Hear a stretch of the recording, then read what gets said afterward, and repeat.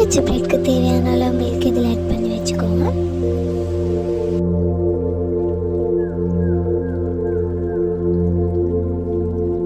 மில்கையும் add பண்ண போகிறோம். இந்த மிக்சரை நல்லா மிக்ஸ் பண்ணிவிட்டு சாஃப்டான டோவாவை காட்டி நல்லா பிசைஞ்சு எடுத்து வச்சுக்கோங்க.